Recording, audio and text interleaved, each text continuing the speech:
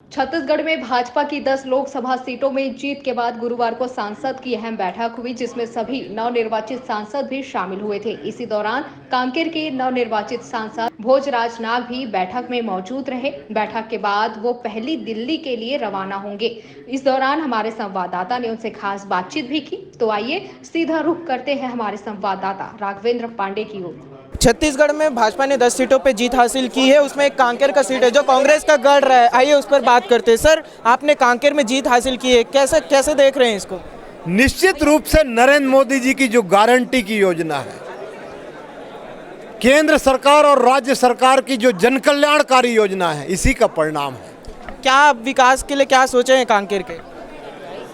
हमारी सरकार जो जन कल्याणकारी योजना चला रही है, केंद्र की और राज्य की सरकार, डबल इंजन की सरकार की जितनी सारी योजना है, ये योजना का लाभ प्रत्येक व्यक्ति को मिले, हर गांव तक विकास पहुंचे, इसी बात को लेकर के हम चुनाव में उतरे थे।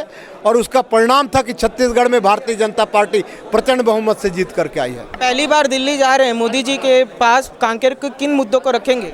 इन्हीं सब मुद्दों को लेकर के बात करेंगे। निश्चित रूप से छत्तीसगढ़ सहित कांकेर लोकसभा का तेजी से विकास होगा। नक्सलाइट भी एक बड़ा मुद्दा रहा है, उसे लेकर क्या कहना चाहेंगे आप? इसको लेकर के हमारी सरकार काम कर रही है। आने वाला समय में बस्तर में, छत्तीसगढ़ में शांति स्थापित होगा, सबका साथ सबका विकास होगा। तो ये थे हमारे साथ भोजराज नाग जी, जिनका कहना है कि नक्सलाइट के मुद्दे पे इनकी सरकार काम कर रही है और आने वाले समय पे काम होगा। ऐसी खबरों के लिए बने रहिए हमारे साथ। कैमरामैन नवेश के साथ मैं राघवेंद्र पांडे, न्यूज़ प्लस 21।